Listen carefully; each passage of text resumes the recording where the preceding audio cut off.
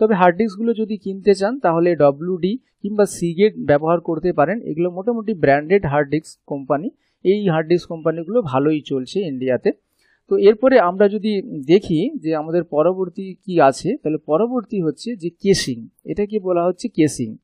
এই কেসিংটা হচ্ছে কি, কেসিংটা হচ্ছে এমন একটা জিনিস যার মধ্যে কিন্তু মাদারবোর্ডটা থাকছে, ওই মাদারবোর্ডের মধ্যে র্যাম থাকছে, প্রসেসর থাকছে, মাদারবোর্ডের যে প্রসেসর ফ্যান আছে, সমস্ত জিনিসগুলো কিন্তু এখানে সাজানো হয়ে থাকে। তাই একে বলা হচ্ছে কেসিং। এর ভেতরেই সমস্ত জিনিসগুলো থাকে। এটাকে মানে হার্ডওয়্যারের ভাষায় কেসিং বলছি, আমরা অনেক সময় এটাকে সিপিইউ বলে থাকি, যে সিপিইউ মানে এর মধ্যেই প্রসেসটা হচ্ছে, তাই এটাকে আমরা সিপিইউ বলে থাকি। তো এই যে আমরা দেখলাম যে কেসিংটা আছে, এটাও কিন্তু বিভিন্ন কোম্পানির অনুযায়ী বিভিন্ন মডেল অনুযায়ী দাম হয়ে থাকে। এই যে পাওয়ার সুইচটা দেওয়া থাকে, সামনে আপনি অডিও ভিডিও লাগাবেন কি না এর উপরে দাম হয়ে থাকে। তো এইটা খুব একটা ম্যাটার করে না, এটার পেছনে আপনি অত বেশি টাকা ইনভেস্ট করার কিছু প্রয়োজন নেই। এটা যে কোনো কম দামি মডেলে নিলেও নেওয়া যেতে পারে। এটা অনেক দামের উপরে ভ্যারি করে, সেটা আপনি ডিপেন্ড করবেন যে কীরকম দাম এখানে ইনভেস্ট করবেন মডেলটার উপরে। কিন্তু কম্পিউটারটাতে এইটার উপরে টাকা ইনভেস্ট করা খুব একটা কার্যকরী হবে বলে মনে হচ্ছে না। এরপরে যেটা চলে আসি আমরা মনিটর। এই মনিটরটা হচ্ছে কম্পিউটারের মেন মানে ভিজুয়াল মানে দেখার বিষয়। মনিটরের বিষয়ে কিন্তু আপনার পরিষ্কার জ্ঞান থাকা প্রয়োজন আছে। দেখুন, মনিটরগুলো যখন আপনি কিনতে যাবেন তখন আপনাকে বলবে 16 ইঞ্চি, 15 ইঞ্চি, 21 ইঞ্চি। এই যে ইঞ্চি, এটা কিভাবে আপনি মাপ করবেন এটাও কিন্তু আপনাকে জানতে হবে। সাধারণত যে কোনো মনিটরের কোণা থেকে কোণা পর্যন্ত মানে যতটা ডিসপ্লে হচ্ছে, এই বর্ডারটা নয়, যতটা ডিসপ্লে দেখা যায় যতটা, সেই কোণা থেকে কোণা ডিসপ্লেটাকে যদি আমরা মাপ করে দেখি যত ইঞ্চি হয় সেটাকেই আমরা মনিটরের সাইজ হিসাবে ধরে থাকি। যেমন 32 ইঞ্চি, 40 ইঞ্চি, 50 ইঞ্চি, 70 ইঞ্চি, এভাবে কিন্তু আমরা মনিটরের সাইজগুলোকে ধরে থাকি আমরা। এরপরে আরেকটা বিষয় দাঁড়িয়ে যায়, দেখতে পাচ্ছেন আপনারা যে মনিটরটা কীরকম হবে, এটা স্কোয়ার টাইপের হবে নাকি রেক্ট্যাঙ্গেল টাইপের হবে, এই অনুযায়ী রেজুলেশন দেওয়া থাকে, মানে সাইজটা দেওয়া থাকে। দেখুন যে এরকম হতে স্কোয়ার হতে পারে কিংবা অনেকটা রেক্ট্যাঙ্গেল টাইপের হতে পারে। তো এটা কাজের উপরে ডিপেন্ড করে থাকে যে আপনি কি কাজের জন্য নিচ্ছেন। তো সাধারণত যদি আপনি এইভাবেই নিয়ে থাকেন বা দুটোর মধ্যে খুব একটা ডিফারেন্স যায় মানে পড়ে না, কাজের উপরে ডিফারেন্স হলেও খুব লংজিভিটির উপরে খুব একটা ডিফারেন্স পড়ে না, বা আপনার কাজের প্রসেসর মানে কি কাজটা করছেন তার স্পিডের উপরে খুব একটা প্রভাব পড়ে না। ফলে মনিটরটা আপনি ছোটও নিতে পারেন, বড়ও নিতে পারেন, এটা আপনার দেখার উপরে ডিপেন্ড করছে। এটা কম্পিউটারের স্পিড বা কম্পিউটারটা কাজ করার গতির উপরে নির্ভর করছে না। এরপরে যে জিনিসটা দাঁড়িয়ে যাচ্ছে সেটা হচ্ছে মাউস এবং কিবোর্ড। এই মাউস কিবোর্ডটাও কিন্তু খুব একটা গুরুত্বপূর্ণ বিষয় নয়। দেখবেন দোকানি হয়তো আপনাকে বলে দেবে, দাদা খুব ভালো ব্র্যান্ডেড কোম্পানির মাউস দিচ্ছি, কিন্তু ব্র্যান্ডেড কোম্পানির মাউস বা কিবোর্ড এগুলো আপনি যে কোনো সময় পাল্টে নিতে পারেন, এই যে নিজেও পাল্টাতে পারেন। ফলে মাউস কিবোর্ডটা খুব দামি নেবার কিছু প্রয়োজন আমার মনে হয় না, যে খুব দামি নিয়ে ইনভেস্ট বেশি করা, এবং এগুলোর দাম খুবই কম হয়ে থাকে। এগুলো মানে আপনি দোকানে গেলে দেখতেই পারবেন যে হাজারের মধ্যেও যাচ্ছে না, এভাবেই মাউস থাকে, কিনতে পাওয়া যায়।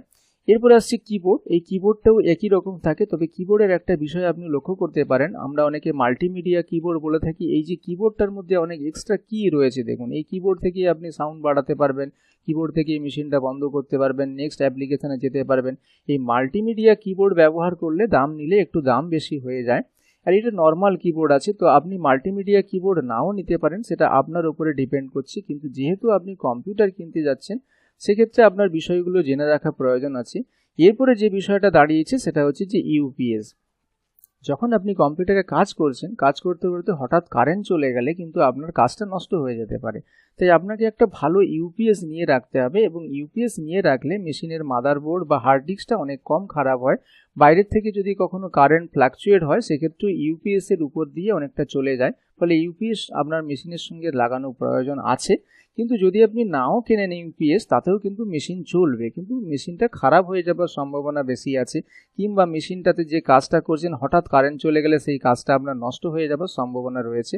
তাই ইউপিএসটা নেবেন কি নেবেন না সেটা আপনার উপর ডিপেন্ড করছে। তবে একটা যদি ভালো 600 ওয়াটের ইউপিএস নিয়ে থাকেন তাহলে সেই ইউপিএসটা কিন্তু সাধারণত আপনাকে মানে 20 থেকে 30 মিনিট পর্যন্ত আপনাকে ব্যাকআপ দিয়ে থাকবে। যত ভালো যত দিন ব্যাটারিটা ইউজ করবেন তত আপনার টাইমটা কমে যাবে। মানে ইউপিএস এর ভেতরে একটা ব্যাটারি থাকে, ওই ব্যাটারিটা যদি নতুন থাকে তাহলে আপনাকে 30 মিনিট পর্যন্ত ব্যাকআপ দিতে পারে।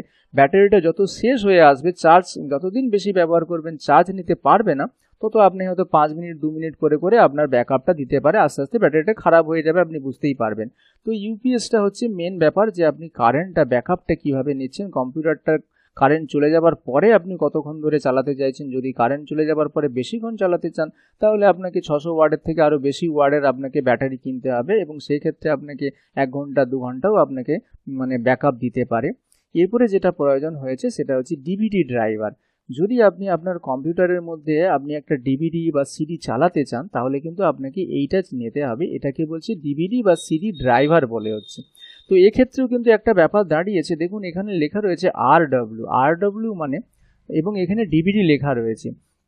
যদি আপনার এই ডিভিডি বা সিডি ড্রাইভারের মধ্যে সিডি লেখা থাকে তাহলে কিন্তু তাতে আপনি ডিভিডি চালাতে পারবেন না, কিন্তু যদি ডিভিডি লেখা থাকে তাহলে এর মধ্যে আপনি সিডি চালাতে পারবেন। এখানে মাল্টি লেখা আছে মানে সিডি চালাতে পারবেন, এবং সিডি ডিভিডি দুটোই চালাতে পারবেন। এবং এই মাল্টি লেখা আছে মানে এটা রেকর্ডার, মানে আপনি সিডিতে কি লেখা মানে সিডিতে কি আছে গান ভিডিও কিনা সেটা আপনি দেখতে পারবেন।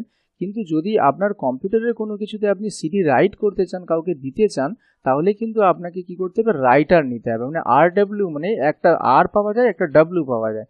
যদি আর পাওয়া যায় তাহলে শুধু আপনি সিডি বা ডিভিডির ভেতরে কি আছে ওটা দেখতে পাবেন, নতুন করে আপনি ডিভিডি বা সিডি তৈরি করতে পারবেন না, মানে রাইট করতে পারবেন না। কিন্তু আরডব্লিউ হলে এটা কিন্তু আপনি রাইট করতে পারবেন। এটা আপনার কাজের উপরে ডিপেন্ড করছে, আপনি চাইলে এটা নিতেও পারেন কিংবা নাও নিতে পারেন। ডিভিডি বা সিডি ড্রাইভার ছাড়াও কিন্তু আপনার কম্পিউটার চলতে পারে। এরপরে আসছে সাউন্ড বক্সটা আপনার কোয়ালিটির উপরে ডিপেন্ড করছে, আপনি কেমন সাউন্ড শুনতে চান তার উপরে ডিপেন্ড করে আপনি সাউন্ড বক্স নেবেন। আপনি ভালোও নিতে পারেন, খারাপও নিতে পারেন, সাউন্ডের উপরে ডিপেন্ড করছে। তবে এটা ছাড়াও কিন্তু আপনি কম্পিউটার চালাতে পারবেন, কম্পিউটার চলবে, আপনার এন্টারটেনমেন্টের উপরে কিন্তু ডিপেন্ড করছে। তাহলে আমরা যেটা জানতে পারলাম যে আমরা কম্পিউটার কিনতে খরচ কত লাগাবো সেটা কিন্তু ডিপেন্ড করবে আমার কাজের উপরে।